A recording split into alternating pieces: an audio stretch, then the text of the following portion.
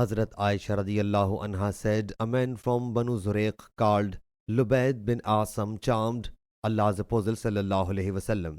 Consequently, Allah's Apostle sallallahu alaihi wasallam fancied he had performed a work which he actually had not performed.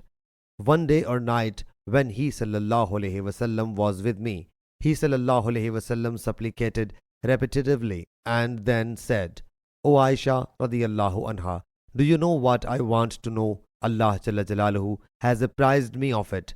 Two men came to me. One of them sat by my head and the other by my feet.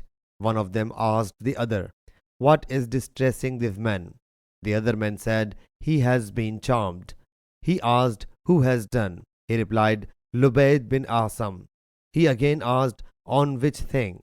He replied, on comb, hair shed by comb, and the other outer husk of a male date. He again asked, where are these things? He replied, in the Zarwan well. So Allah's Apostle sallallahu alaihi wasallam, accompanied by his some companions, went to that well. When he sallallahu alaihi wasallam came back, he sallallahu alaihi wasallam said, O Aisha radiyallahu anha, the water of that well was as if it were the essence of henna, and the tops of the date palms there were as if they were the devil's heads. I submitted, O Allah's Apostle sallallahu alaihi wasallam, why didn't you get them taken out?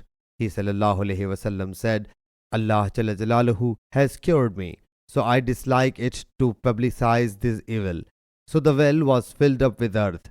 Similarly, Abu Usama, Abu Damara, and Ibn Abi Zinad reported from Hisham bin Urwa, Layth, and Ibn Oina reporting from Hisham said, on comb and the hair shed by the comb. They say, al-mushata are the hair which fall on combing, and al-mushaqa is the cotton thread. Sahih Bukhari, Hadith number 5763.